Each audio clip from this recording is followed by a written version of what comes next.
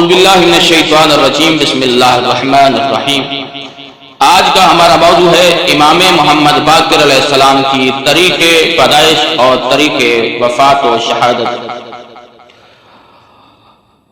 ہوا پیدا جہاں میں آج وہ ہم نام پیغمبر، لقب باقر ہے جس کا کونیت ابو جعفر، امام المتقین منصوف اور معصوم عالم میں نبی کا پانچواں ہے، ہمارا پانچواں رہبر۔ امام محمد باقر علیہ السلام پیغمبر حضرت محمد صلی اللہ علیہ وآلہ وسلم کے پانچویں جانشین ہیں اور ہمارے پانچویں امام۔ سلسلہ عظمت کے ساتویں کڑی تھے۔ آپ کے والد کا نام سید الساجدین امام زین العابدین تھے۔ والدہ ماجدہ ام عبداللہ فاطمہ بنت حضرت امام حسن علیہ السلام تھی۔ آپ ایک علوی نسل سے تھے، آپ کا نسب بھی ایک اعلیٰ تھا۔ آپ معصوم تھے، عالم زمانہ میں پوری کائنات میں افضل امام تھے، یعنی خدا کی طرف سے آپ امام معصوم اور اپنے عہد امامت میں سب سے بڑے عالم اور کائنات میں سب سے افضل تھے۔ حضرت امام باقر علیہ السلام کی تاریخ پیدائش یکم رجب المرجب 57 ہجری یوم جمعہ مدینہ منورہ میں پیدا ہوئے۔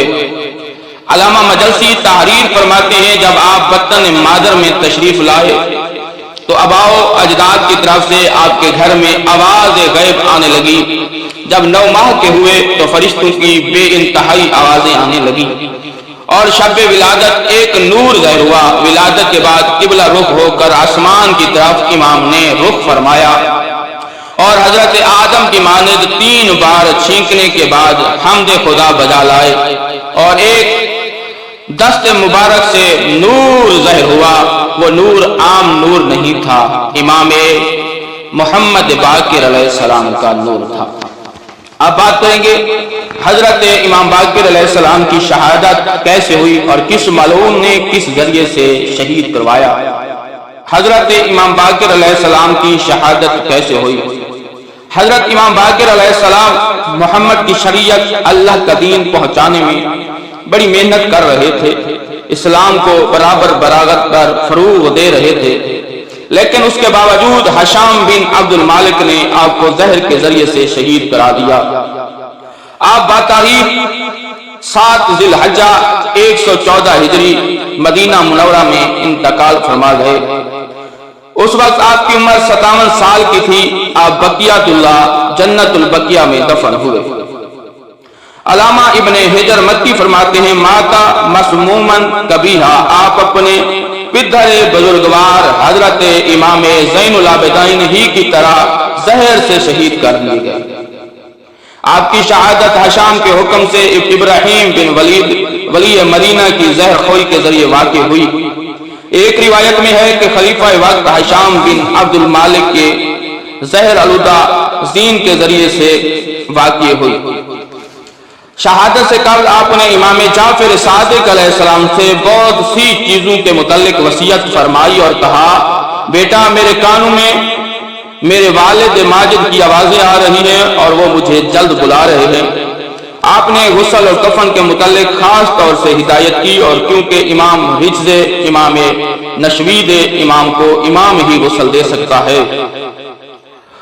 علامہ مجلسی فرماتے ہیں کہ آپ نے اپنی وصیتوں میں یہ بھی کہا کہ 8800 درہم میری عزاداری اور میرے ماتم پہ صرف کرنا، ایسا انتظام کرنا کہ 10 سال تک منا میں حج میں میری مظلومیت کا ماتم کیا جائے۔ وصیتوں میں یہ بھی تھا کہ میرا بندے ہوئے کفن قبر میں کھول دینا اور میری قبر 4 انگل سے زیادہ اونچی نہ کرنا۔ حضرت امام باقر علیہ السلام کی یہ شہادت کی ایک حقیقت کہانی جو آپ کے سامنے پیش ہوئی۔ ازواج اور اولاد کے بارے میں تھوڑی سی گفتگو کر رہے ہیں۔ آپ کی 4 بیویاں تھیں، انہی سے اولادیں ہوئیں۔ ایک بیوی کا نام ام فروا، ام حلیم، لیلہ، اور ایک اور بیوی ام فروا بنت قاسم بنت محمد بن ابی بکر، جس سے امام حضرت جعفر صادق علیہ السلام اور عبداللہ پیدا ہوئے۔ ام حکیم بنت اسد بنت مغیرہ ثقفی سے ابراہیم و عبداللہ، لیلہ سے علی و زینب پیدا ہوئے، اور چوتھی بیوی سے ام سلمہ پیدا ہوئی۔ علامہ محمد رضا آل کاشف الغطاء میں حضرت حسین واضح کاشفی لکھتے ہیں کہ حضرت امام باقر علیہ السلام کی نسل صرف امام جعفر صادق علیہ السلام سے بڑھی، ان کے علاوہ کسی اولاد سے نہ بڑھی اور اولاد زندہ بھی نہ رہی۔ والسلام علیکم۔ اگر آپ کو میری ویڈیو پسند آئی ہو تو آپ نے میرے بارے میں دعا ضرور فرمانی۔